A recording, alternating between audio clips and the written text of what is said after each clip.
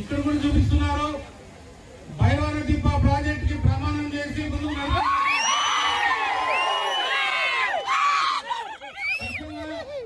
ఈ భైరవనదిప్ప ప్రాజెక్ట్ మనం ఏదైతే ఎన్నికల్లో చెప్పామో రాబోయే 2-2.5 సంవత్సరాల్లో పూర్తి చేస్తామని, ఏదేమైనా పూర్తి చేసి కళ్యాణంలో ప్రజలు రుణం తీర్చుకుంటే అవకాశం వచ్చినందుకు ఈ విధంగా తెలియజేస్తున్నాను.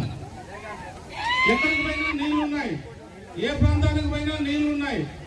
ఒకే ఒక్క మన ప్రాంతానికి నీళ్లు లేవు, మన పక్కన ప్రాంతానికి రైతులకు కూడా నీళ్లు తక్కువగానే ఉన్నాయి. ఈ 2 ప్రాంతాలకే నీళ్లు లేని ప్రాంతంగా మిగిలిపోయాయి. మన ప్రాంతం ఎడారిగా మారుతుంది. ఎక్కడ పోయినా ఇసుక దిబ్బలు కూడా కనబడుతున్నాయి. అన్ని విధాలకు కూడా మనం బాగున్నాం. ఒకే ఒక్క చోట వెనుకబడ్డామంటే అదే అభివృద్ధిలో. ఈ అభివృద్ధిని ఖచ్చితంగా చేయాలి.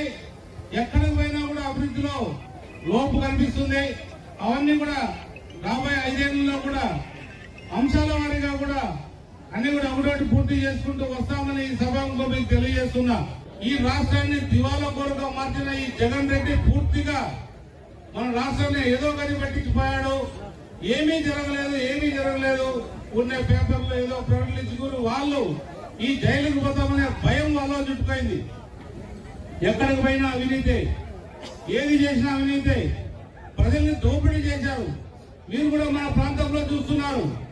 ఎంత అవినీతి జరిగిందో మీకు బాగా తెలుసు.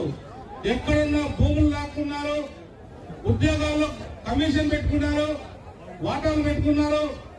అలాగే కాంట్రాక్టర్లు భయపడి ఉన్న పనులు కూడా చేయకుండా పరిగెత్తిపోయే పరిస్థితి వచ్చిందంటే ఈ అభివృద్ధి కాకపోవడానికి ముఖ్య కారకులు ఇక్కడ పరిపాలించిన వైఎస్ఆర్ పార్టీ నాయకులను తెలియజేయాలి.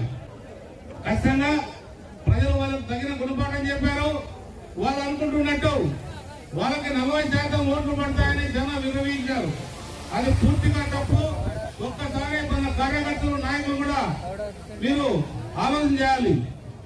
మనకు ఏదైతే వాలంటీర్ల రూపంలో ఉన్నారో ఆ వాలంటీర్లు ప్రతి ఇంటికి వెళ్ళి వాళ్ళు ఎవరైతే ఉన్నారో అందరూ కూడా మీరు మాకు ఓటు వేయకపోతే మీకు రాబోయే స్కీమ్స్ అన్ని కూడా కట్ చేస్తాం, రాబోయేది మా ప్రభుత్వమే, ఖచ్చితంగా మీరు మాకు ఓటు వేయాలని వాళ్ళు భయప్రాంతం గురి చేసి 15% మన శాతం కాబట్టి వాళ్ళకు మిగిలింది